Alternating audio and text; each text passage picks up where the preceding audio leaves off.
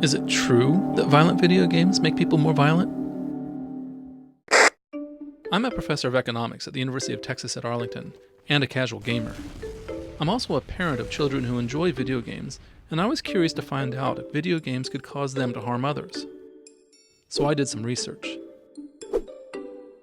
I conducted 3 studies to investigate the link between real-world video game usage and actual crime or fighting. These studies used different methodologies and different data sources, and in all 3 cases, I found that more video game playing is actually associated with less real-life violence. That's right, could virtual violence decrease actual violence? One theory is catharsis, which is to say letting off steam. One might vent violent impulses through a video game rather than upon an actual person. Another theory has to do with time management. Even without a cathartic effect, every hour that people are sitting at home playing video games is an hour that they're not out on the streets getting into trouble. I'm not alone in my findings. Recently, other researchers have published findings that cast further doubt on the link between violent video games and actual violence.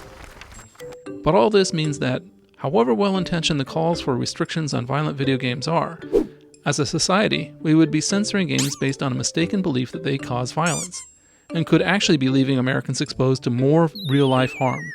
And calls for such censorship continue, as in Congress's recently proposed Video Games Ratings Enforcement Act, and the 2011 Supreme Court case Brown v.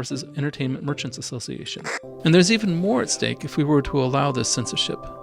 Video games have changed a lot in the past 30 years. What were once simple black and white blocks and nearly indiscernible images flickering on a television screen are now lifelike beings whose actions we experience on a visceral level.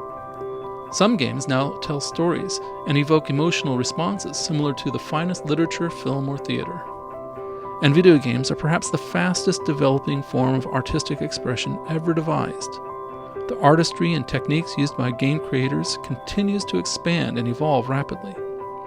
Restrictive legislation would curb the freedom of artists and possibly stop valuable stories and content from ever being shared. Contrary to popular belief, youth violence has steadily declined over the past 20 years, exactly when video games have become popular.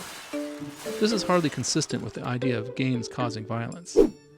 When people are violent, it's not because games made them that way.